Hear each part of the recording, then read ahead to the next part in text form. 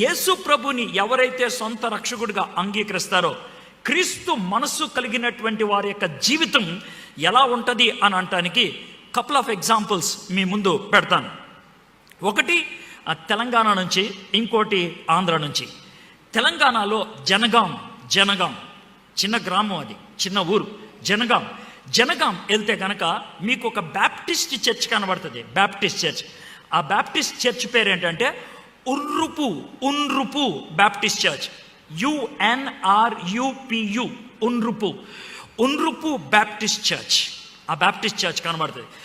ఆ Baptist church యొక్క చరిత్ర నేను చదివినప్పుడు నాకు ఒక రోజంతా అన్నం తినబుద్ధి అవ్వలేదు. ఒక రోజంతా ఆ చరిత్ర చదివిన తర్వాత ఒక రోజంతా అన్నం తినబుద్ధి అవ్వలేదు. నాకు పిచ్చిగా అనిపించింది. I hated my self. నన్ను నేను అసహించుకున్నాను. ఎందుకు అని అంటే కనుక 1888 ఆ ప్రాంతంలో రష్యా దేశంలో ఒక బాబు ఉన్నాడు. అతని పేరు ఉన్రుపు అనేటువంటి బాబు 17వ ఏట మారు మనసు పొందాడు. వాళ్ళ అమ్మా నాన్నకి అతని చివరి సంతానం 10వ కుమారుడు. వాడు మారు మనసు పొందాడు. తర్వాత బైబిల్ కాలేజ్కి వెళ్ళాడు, బ్యాప్టిస్ట్ బైబిల్ కాలేజ్కి వెళ్ళాడు. మారు మనసు పొందాడు, బైబిల్ కాలేజ్కి వెళ్ళాడు. బైబిల్ కాలేజ్లో ఒక అమ్మాయిని పరిచయం చేసుకున్నాడు. ఆమె పేరు యానా అనే అమ్మాయిని. వాళ్ళిద్దరిది ఒకే మనసు అని అర్థం చేసుకొని 25వ ఏట ఇద్దరు పెళ్లి చేసుకున్నారు. ఉన్రుపు యానా ఇద్దరు పెళ్లి చేసుకున్నారు 25వ ఏట. 1 సంవత్సరం రష్యాలోనే ఉన్నారు, కొన్ని ప్రాంతాల్లో దేవుని గురించి వాక్యం బోధిస్తూ. అయితే ఆ టైంలో దేవుడు వాళ్ళిద్దరికీ ఒక భారాన్ని ఇచ్చాడు, దక్షిణ భారతదేశానికి మిషనరీగా వెళ్ళాలి అని. దక్షిణ భారతదేశానికి మీరు తప్పు వింటారేమో, జాగ్రత్త వినండి, క్లియర్గా వినండి. ఎప్పుడైతే దేవుడు వాళ్ళకి ఆ క్లారిటీ ఇచ్చాడో దక్షిణ భారతదేశానికి వెళ్ళాలని, రష్యా నుంచి హైదరాబాద్కి హైదరాబాద్ దక్షిణంలో ఎయిర్పోర్ట్ ఉంటుంది మనకి. ఎయిర్పోర్ట్ ఉన్నటువంటి ఏరియాని శంషాబాద్ అంటారు. రష్యా నుంచి శంషాబాద్కి నడుచుకుంటూ వచ్చారు. మీకు అర్థమవుతుందా? నడుచుకుంటూ వచ్చారు.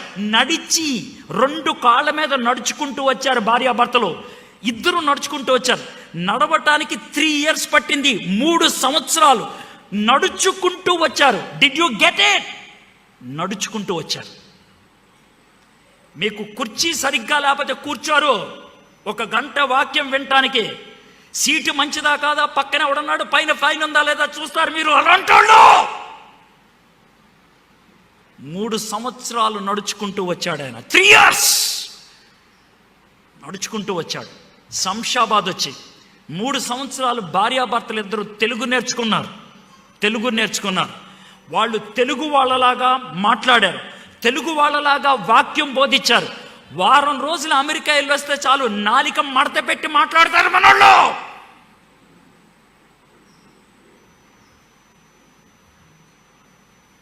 ఎంత కోపం వస్తుంది అంటే నాకు చెప్పు తీసుకొని కొట్టాలనిపిస్తుంది వాళ్ళకే. వాళ్ళు తెలుగు వాళ్ళలాగా ప్రవర్తించారు. ఆ టైంలో దేవుడు వాళ్ళకి ఇచ్చినటువంటి భారం కట్టి భువనగిరి వెళ్ళారు. భువనగిరి వెళ్ళి పరిచర్య చేస్తూ ఉంటే ముస్లిమ్స్ వాళ్ళని చిత్రహింసలు పెట్టారు. అప్పుడు నిజాంతో మంచి సంబంధం ఉంది వాళ్ళకి. నిజాం దగ్గరికి వెళ్ళి చెప్పారు, ఇది మాకున్న సమస్య అని అంటే నిజాం అన్నాడు, నేను ఏం చేయలేను, అయితే మీకు ఒక్క సహాయం చేస్తాను. మీరు భువనగిరి వదిలేసి దాని పక్కనున్న జనగాం వెళ్ళండి, మీకు ప్రొటెక్షన్ కల్పిస్తాను అని అన్నారు. వాళ్ళు జనగాం వెళ్ళిపోయారు. జనగాంలో 13 సంవత్సరాలు ఉన్నారు. 13 సంవత్సరాల్లో 3100 మందికి బాప్తిసం ఇచ్చారు. 3100 పీపుల్కి వాళ్ళిద్దరూ బాప్తిసం ఇచ్చారు. 57 ఎకరాలు సంపాదించారు పరిచర్య కోసం. 57 ఎకరాలు సంపాదించారు. వాళ్ళ పెద్ద కూతురు పేరు ప్రిస్టన్. ప్రిస్టన్కి 11 ఏళ్ళు వచ్చినప్పుడు చచ్చిపోయింది. మలేరియా వచ్చి చచ్చిపోయింది కూతురు. చచ్చిపోతే ఆమెను అక్కడే పాతి పెట్టారు జనగాంలో. అయితే ఆ టైంలో నిజాం హైదరాబాద్లో ఒక పెద్ద స్కూల్ కట్టాడు రాజకుమార్తెల కోసం ఒక స్కూల్ కట్టాడు. ఆ స్కూల్ని ఇప్పుడు మీరేమంటారు తెలుసా? హైదరాబాద్ పబ్లిక్ స్కూల్ అంటారు. బేగంపేటలో ఉంటుంది. అది రాయల్ పీపుల్ కోసం కట్టాను అని నిజాం చెప్తే, జాగ్రత్త వినండి, హైదరాబాద్లో కట్టినటువంటి హైదరాబాద్ పబ్లిక్ స్కూల్ ఎలా ఉంటుందో అదే షేప్లో అదే మోతాదులో జనగాంలో స్కూల్ కట్టించాడు ఉన్రుపు. దాన్నే ప్రిస్టన్ హై స్కూల్ అంటారు తన కూతురు పేరున. ఎందుకు కట్టించాడు తెలుసా? అది రాజుగారి పిల్లలకైతే ఇది దేవుని పిల్లలకి అని కట్టించాడు. ఇది అర్థమైందండి. అది రాజుగారి పిల్లలకైతే ఇది దేవుని పిల్లలకి అని కట్టించాడు ఆయన ప్రిస్టన్ హై స్కూల్. అద్భుతమైనటువంటి పాఠశాల. అది తర్వాత జూనియర్ కాలేజ్గా కూడా అయిపోయింది. ఇది ఆయన చేసినటువంటి పరిచర్య. 44వ ఏట తన భార్య 6వ బిడ్డను గర్భవతిగా ఉన్నప్పుడు ఉన్రుపు చచ్చిపోయాడు. తన భార్య భర్త చచ్చిపోయిన తర్వాత బతుకున్న 5 పిల్లల్ని పెట్టుకొని కొంతకాలం పరిచర్య చేసింది. ఆ తర్వాత రష్యా వెళ్ళిపోయింది. రష్యా వెళ్ళిపోయిన తర్వాత చచ్చిపోయింది. చిన్న వయసులోనే 50 ఏళ్ళప్పుడే చచ్చిపోయింది. తన పిల్లలు అనాథులైపోయారు, కానీ వాళ్ళు దేవుల్లో నిలబడ్డారు. ఈరోజు వాళ్ళ యొక్క సంతానం బ్రిటిష్ కొలంబియా వ్యాంకోవర్ కెనడాలో సెటిల్ అయ్యారు. ఉన్రుపు వాళ్ళు చేసినటువంటి త్యాగం అంత గొప్పది. అయితే ఇప్పుడు కనుక మీరు జనగాం వెళ్తే 57 ఎకరాల్లో మిగిలింది 6 ఎకరాలు మాత్రమే. 51 ఎకరాలు అమ్మేసుకున్నారు మనోళ్ళు. ప్రిస్టన్ హై స్కూల్ అద్భుతమైనటువంటి స్కూల్. పాఠశాలలోకి ప్రార్థిస్తూ అడుగు పెట్టాను నేను లోనకి.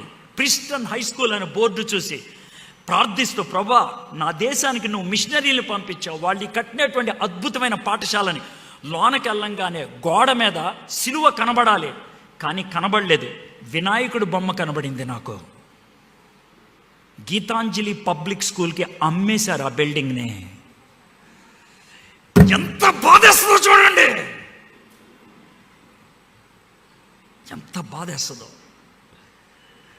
నా దేవుణ్ణి మాదిరిగా పెట్టుకొని జీవితాన్ని అమ్మేసుకుంటే వెల చెల్లిస్తే ఇప్పుడున్నటువంటి మనుషులు యాలం పాటేసేస్తారు. దాన్ని రక్తం ఉడుకుద్ది వాళ్ళని చూస్తుంటే, రక్తం ఉడుకుద్ది. ఇప్పుడు చెప్పండి క్రిస్మస్ ఎలా చేసుకోవాలో, ఇప్పుడు చెప్పండి నాకు క్రిస్మస్ ఎలా చేసుకోవాలో. వాళ్ళు చేసినటువంటి పరిచర్య క్రీస్తుని పోలి జీవించారు. వాళ్ళు క్రీస్తుని మాదిరిగా పెట్టుకున్నారు. డిసెంబర్ 14వ తారీఖున నేను నాయుడుపేటలో ఉన్నాను. దేవుని వాక్యాన్ని అందించడానికి వెళ్ళాను. సూళ్ళూరుపేట, నాయుడుపేట, తిరుపతిలో చాలా సందర్భాల్లో నేను వాక్యం బోధించడానికి వెళ్ళాను. SALC south Andhra Lutheran church వాళ్ళు సంస్థ అది. నాయుడుపేటలో వాక్యం బోధించడానికి వెళ్ళినప్పుడు ఇలాంటి పోడియం ఉన్నది. ఆ పోడియం ముందు సెంటర్లో సమాధి ఉన్నది. ఆ సమాధి ఎవరిది అని చూస్తే మిలియస్ అనేటువంటి మిషనరీ. 156 సంవత్సరాల క్రితం 2016 ఆయన 2016లో 150 సంవత్సరాలు అయిందని గడుపుకున్నారు. 156 సంవత్సరాల క్రితం భారతదేశానికి వచ్చాడు. సెంటర్లో ఆయన సమాధి ఉన్నది. సెంటర్లో వాక్యం బోధించాను, అయిపోయింది. ఇలాగే రూమ్ ఉంటుంది పక్కనే, ఇలాగే రూమ్.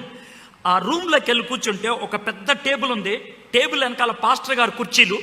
టేబుల్ ముందు ఎవరన్నా కూర్చోవడానికి 3 కుర్చీలు ఉన్నాయి. పాస్టర్ గారు ఆయన కుర్చీలో కూర్చున్నారు. 3 కుర్చీల్లో మధ్య కుర్చీలో నేను కూర్చున్నాను. కూర్చొని ఇటు చూస్తే చిన్న చిన్న సమాధులు ఉన్నాయి. చిన్న సమాధులు ఆఫీస్లో. నేను పాస్టర్ గారిని అడిగాను, సార్ ఏంటి సార్ అని. సమాధులు అండి అన్నాడు. ఏంటి సార్ ఇక్కడ పెట్టారంటే, మిషనరీ గారు పిల్లలు చచ్చిపోతే దగ్గరే ఉంటుంది, బాగుంటుందని ఇక్కడే పాతి తీసుకున్నాడు సార్ ఆయన. మీకు అర్థమవుతుందండి? మీకు అర్థమవుతుందా? పిల్లలు చచ్చిపోతే అక్కడే పాతి పెట్టి పరిచయం చేసి ఇక్కడ చచ్చిపోయాడైనా. ఇంటికి వెళ్ళలేదాయన.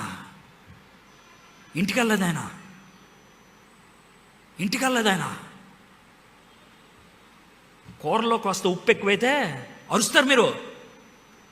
బిర్యానీలో ముక్క అందకపోతే పాస్టర్ని తిడతారు మీరు. చర్చికి వచ్చి సీటు దొరకకపోతే అరుస్తారు మీరు. మీటింగులకు వస్తే ఇంటికి వెళ్ళడానికి ఆటో ఖర్చులు ఇస్తారా అని అడుగుతారు మీరు. ఏం మనుషులండి మీరు? ఆలోచించండి ఒకసారి. అయితే ఈ మిలియస్ అనేటువంటి ఆయన మొట్టమొదటిగా వచ్చింది తిరుపతికి. సూళ్ళూరుపేట తిరుపతి వెళ్ళాడు. తిరుపతిలో నేను నవంబర్లో మాట్లాడుతూ ఉన్నప్పుడు వాళ్ళు స్కూల్ చూపించామన్నారు తెలుసా. సార్ ఇక్కడ సర్వేపల్లి రాధాకృష్ణ చదువుకున్నాడు అని అన్నాడు. అవునా, పేరు చూస్తే వేరుగా ఉందే అన్న. అమ్మేశారు సార్ మనోళ్ళు అన్నారు. అమ్మేశారు సార్ మన వాళ్ళు, అమ్మేశారు వాళ్ళు. ఆ పక్కకి వెళ్తే 16 సమాధులు ఉన్నాయి, 16 సమాధులు ఉన్నాయి. సమాధులు అన్నిటి మధ్యన ఒక రాయి పెట్టి ఆ రాయి మీద వరుసగా 16 పేర్లు రాసి పైన 2 వారాల తేడాలతో డేట్లు పెట్టారు. 1868 సంవత్సరం అని పెట్టి 2 వారాల డేట్లు తేడా పెట్టారు. ఏమన్నంటే 16 మందికి ఒకటే రాయి పెట్టారు ఏంటండి అని అంటే ఏమన్నా సార్, ఈ 16 మంది 2 వారాల్లో చచ్చిపోయారు అని అన్నారు. 16 మంది 2 వారాల్లో చచ్చిపోయారు. ఎందుకు చచ్చిపోయారు? మిలియస్ గారు 24 మంది మిషనరీలు పిలిపించాడు. 24 మంది మిషనరీ 24 మంది వస్తే వచ్చిన 2 నెలలకి 16 మంది మలేరియా వచ్చి చచ్చిపోయారు. అయితే చచ్చిపోయిన వాళ్ళ గురించి నేను మాటలా, బతుకున్న 8 మంది వెనక్కి వెళ్ళలేదు, ఇక్కడే ఉన్నారు. బతుకున్న 8 మంది వెనక్కి వెళ్ళ ఇక్కడే ఉన్నారు వాళ్ళు. అందుకనే పరిచర్య జరిగింది. ఆయన చేసినటువంటి పరిచర్యకి వెంకటగిరి మహారాజా మంత్రముగ్ధుడైపోయి యేసు ప్రభుని సొంత రక్షకుడిగా అంగీకరించి బాప్తీసం తీసుకున్నాడు. చరిత్ర ఇది, వెంకటగిరి మహారాజా. అయితే మిలియస్ గారు డాంటే అనే మిషనరీని అక్కడ పెట్టి ఇక్కడ పరిచర్య చూడండి. ఒకరోజు డాంటే మిలియస్ గారి కబురు పంపాడు. ఏమని పంపించాడు తెలుసా? అయ్యగారు, మరి ఇక్కడ వెంకటగిరి రాజా గారు బల్లలో చేయి వేస్తానంటున్నాడు, కమ్యూనియన్ తీసుకుంటానంటున్నాడు. అయితే ఒక చిన్న రిక్వెస్ట్ అండి అన్నాడు. ఏంటనంటే శూద్రుడితో కలిసి ఆయన ఒక పాత్రలోది తాగడానికి ఇష్టం లేదంట, ఇంకో పాత్ర వేరుగా పెట్టమంటారా వెంకటగిరి రాజాకి అని అన్నాడు. అవునా, నేను వస్తున్నాను, వచ్చే ఆదివారం నేను వస్తాను అని గబగబా గుర్రం ఎక్కి సూళ్ళూరుపేట నుంచి ఆయన వెంకటగిరి వెళ్ళిపోయాడు. ఈయన అనుకున్నాడు నేను చేసిన పనికి మిలియస్ గారు ఎంతో ఆనందపడిపోతాడు అనుకున్నాడు. ఆయన గదిలో పిలిచి అన్నాడంట, నీ బట్టలన్నీ సర్దేసుకున్నావు అన్నాడంట. అదేంటి సార్? సర్దేసుకో. అదేంటి? సర్దుకో, పెట్టి సర్దుకో. రేపు నువ్వు చెన్నై వెళ్తావు, ఎల్లుండి నీకు షిప్ ఉంటుంది, ఇంటికి వెళ్ళిపోవు. అదేంటి సార్ అన్నాడు. ఒక పాత్రలోనిది తాగమని నా ప్రభువు చెప్తే నువ్వు 2వ పాత్ర పెడతానన్నావంటే నువ్వు పరిచర్యకు పనికిరావు, ఇంటికి వెళ్ళిపోవు. అర్థమైందండి మీకు? సేవ చేయటానికి కాళ్ళు పట్టుకుంటారు, సిద్ధాంతంలో తేడా వస్తే ప్రాణం పెట్టేస్తారు. సేవ చేయడానికి కాళ్ళు పట్టుకుంటారు, సిద్ధాంతం తేడా వస్తే ప్రాణం పెట్టేస్తారు.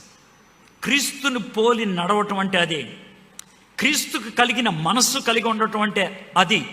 యేసు ప్రభు వారికి పౌరుషం ఎప్పుడొచ్చింది తెలుసా? నా తండ్రి కట్టినటువంటి ఈ మందిరం అనేక మందికి ప్రార్థనా మందిరంగా ఉండాలి, దాన్ని మీరు వ్యాపారం చేశారని హంటర్ తీసుకొని ఎర్రగా బాధేశాడు ఆయన. అవునా? సిద్ధాంతంలో తేడా వస్తే ఊరుకోడు ఆయన. మీలో ఎవరైనా అంత అరిశాడా యేసయ్య? ఎందుకే అరుస్తావనంటే నేను మనిషిని కాబట్టి అరిసా. ఎక్కడ కనుక యేసయ్య ఉంటే ఎర్రగా బాధ ఉండేవాడు, మిమ్మల్ని ఎర్రగా బాధ ఉండేవాడు మీలో కొంతమందిని. మీ గురించి నాకు తెలియదు కాబట్టి జనరల్గా మాట్లాడుతున్నా.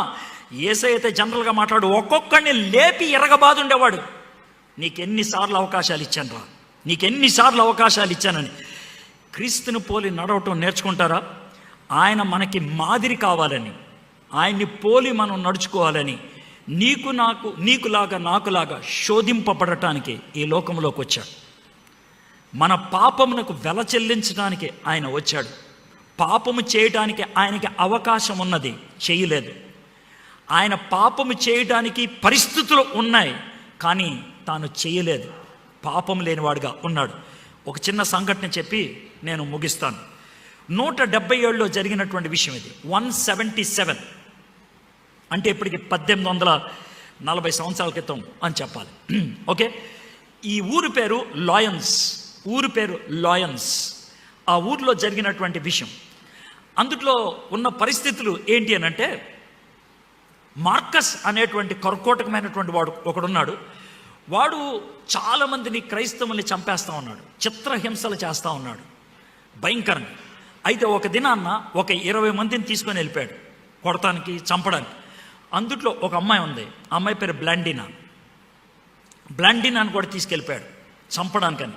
అనుకున్నారు బ్లాండినా బక్కగా ఉంటుంది, 16 ఏళ్ళు, బలహీనమైంది, సాయంత్రం లోపల చచ్చిపోద్దని. 20 రోజులు చిత్రహింసలు చేశారు ఆ అమ్మాయితో 2 మాటలు అనిపించడానికి, యేసు ప్రభు దేవుడు కాదు అని అనిపించడానికి. మా గురువు గారు, మా అమ్మగారు మంచిది కాదు అని. ఆమె రెండు అనలేదు. 20 రోజుల తర్వాత పొద్దున్నే గొట్టంతో ఒక ఆయన అరుస్తున్నాడు, ఈరోజు బ్లాండినాని చంపుతాం, స్టేడియంకి వస్తారని. అప్పుడు అర్థమైంది, ఓ బ్లాండినా ఇంకా బతికే ఉందా అని. చాలామంది వచ్చారు, 25,000 మంది వచ్చారు స్టేడియంకి. మధ్యలో ఒక పోల్ పాతి ఆ పోల్ కేసి బ్లాండినాని కట్టేశారు. బ్లాండినా కట్టేస్తే పైకి అలా చూస్తూ ఉంది. ఈలోగా వీళ్ళు చేసిన పని ఏంటి తెలుసా? 20 సింహాలని ఒకేసారి వదిలారు. క్షణాలలో ఆమెను తినేస్తుందని. కానీ ఏ సింహం కూడా ఆమెను ముట్టలేదు. కాళ్ళ దగ్గరకు వచ్చి కూర్చుండిపోయారు సింహాలన్నీ కూడా. సాయంత్రం దాకా అలాగే ఉండిపోయారు. ఇంకేం చేయలేమని సింహాలని తోలేసి ఒక ఇనప కుర్చీ తీసుకొచ్చి దాని కింద కట్టెలు పెట్టి మంటేశారు. కుర్చీ ఎర్రగా అయిపోయినప్పుడు బ్లాండినాని దాని మీద కూర్చోపెట్టారు. ఈ బాటం అంతా కాలి గట్టిగా అరుస్తుంటే ఆ మీదకి ఒక దున్నపోతుని పంపించారు.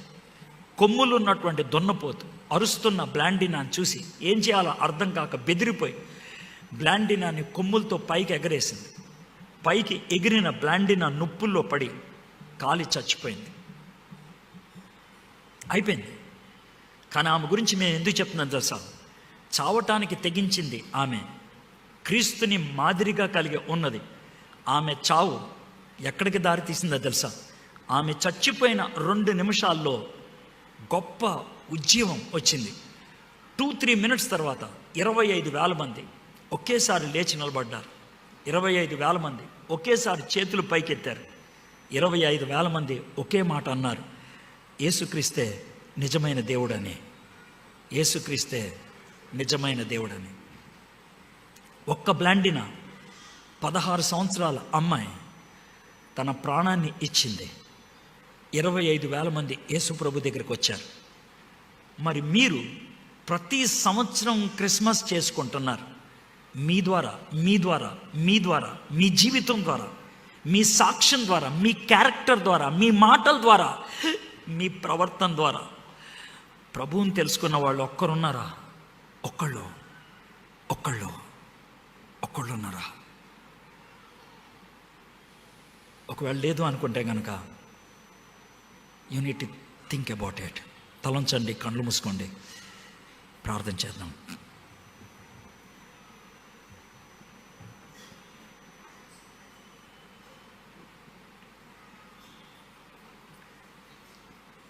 యేసయ్య దేవుడు, కానీ ఆ పరలోక భాగ్యాన్ని విడిచిపెట్టి వచ్చాడు. సర్వశక్తిమంతుడు, సర్వాధికారి, సర్వజ్ఞాని, సర్వవ్యామి రిక్తునిగా చేసుకున్నాడు. శోధనకు గురవడానికి ఇష్టపడ్డాడు. ఆయన శ్రమలు ఎదుర్కోవడానికి ఇష్టపడ్డాడు. మోసగించబడటానికి ఇష్టపడ్డాడు. తృణీకరించబడటానికి ఇష్టపడ్డాడు.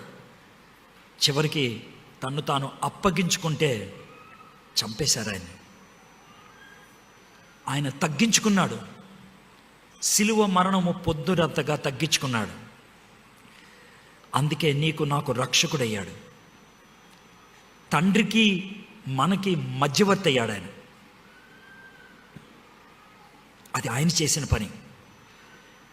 కానీ ఆయనకున్న మనసు మనకు కూడా ఉండాలంట. ఏం విడిచిపెడటానికి ఇష్టపడుతున్నాం? ఏమి వదులుకోవడానికి ఇష్టపడుతున్నాం? ఏ విషయంలో మనం తగ్గించుకుంటున్నాం? క్రీస్తుని పరిచయం చేసే వాళ్ళంగా ఉండగలుగుతున్నాం మనం? క్రీస్తుని ప్రతిబింబించే వాళ్ళంగా ఉండగలుగుతున్నాం మనం? అది మా దేవా, మా ప్రభువా, నువ్వు ఈ భూమి మీదకి మానవుడిగా శరీరధారి రావటం అది నీకు ఒక్కడికే సాధ్యం. కానీ ఈ భూమి మీద మానవుడిగా జీవించి పాపము చేయకుండా ఒక మాదిరిని మా ముందు పెట్టావే, అది మేము అందరం అనుకరించాలి ప్రభా. ఇతరుల రక్షణార్థమై నిన్ను నువ్వు అప్పగించుకున్నావు కదా, మేము కూడా ఆ పని చేయాలి. అప్పుడే ప్రభా ఈ క్రిస్మస్ ఆనందం, ఈ క్రిస్మస్ సందడి ప్రపంచవ్యాప్తం అవుతుంది. మేము కూడా ప్రభా అందులో పాలిభాగస్థం అవ్వాలి. ఈరోజు ఎంతమంది అయితే ఈ మాటలు విన్నారో ప్రభా, నీకు కలిగినటువంటి మనసు మేము కూడా కలిగి ఉండగలటకు ఈ వాక్యం మా జీవితంలో పనిచేయగలిగినట్లు కృప చూపించమని యేసు నామములో ప్రార్థన చేయించున్నాం తండ్రి. ఆమేన్.